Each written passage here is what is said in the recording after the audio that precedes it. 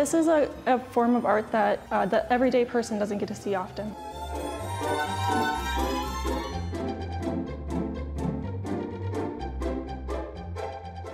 This show it's so relatable to the everyday citizen, you know. You can watch it and it's just about a normal American family. Every episode is about a different thing happening in their life and you can relate to it.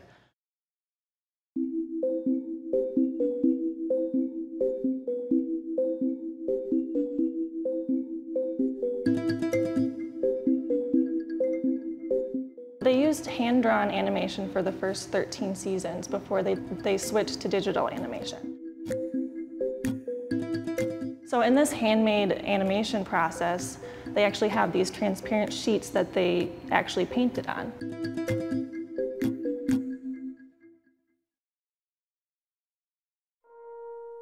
So this is an example of an animation cell. Each cell consists of a background that's static and doesn't change, and then these characters on these transparent sheets called cels.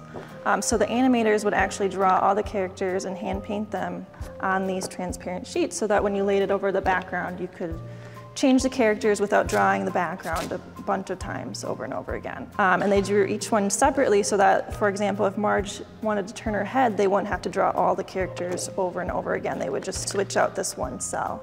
So actually on each transparent sheet, they'll do the outline, the black outline that you know from cartoons on the front, and then the solid colors filling in the faces and the clothes on the back side.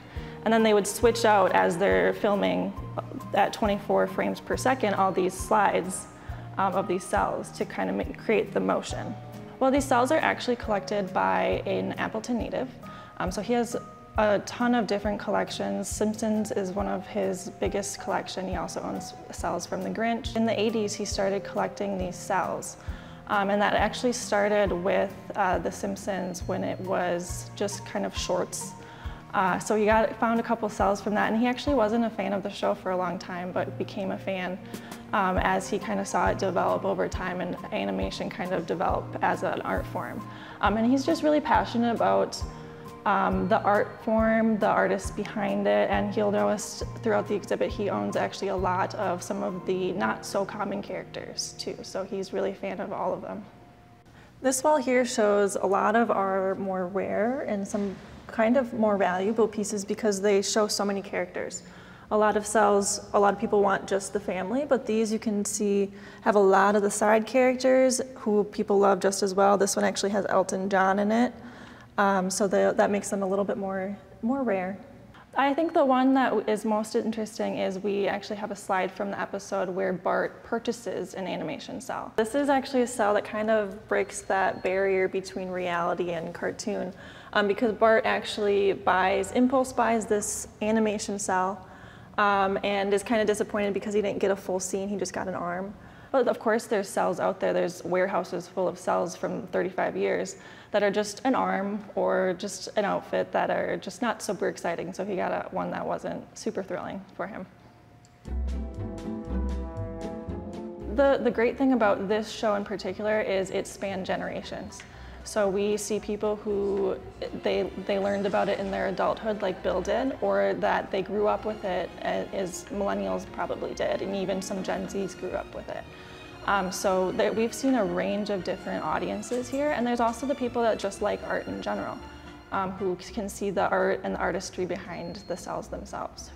Because this is such a nostalgic show for a lot of generations, we wanted to have an immersive experience where people can kind of come and be reminded of different sayings, different characters, and also have opportunities for people to learn about the animation process itself. Yeah, so we're using these light boxes right now, which are pretty popular with artists, and especially with animators because it helps them. You can see there's a light, and we have a picture, and we're able to put another piece of paper over it and actually trace it. So animators use these, it kind of saves some time to trace the characters quicker and make sure they always look the same. When you look at cartoons, you're like, is it art? You know, but there's people behind it. If you think about every art form across history, in the 19th century, Impressionist artists Everything they did, museums were like, no, we're not putting that up. You're never going to be famous. It's really ugly. But they proved them wrong. And I think that goes along also with animation, where people kind of see it as like they're the rebels. They're doing this form that isn't widely recognized, but everybody loves it.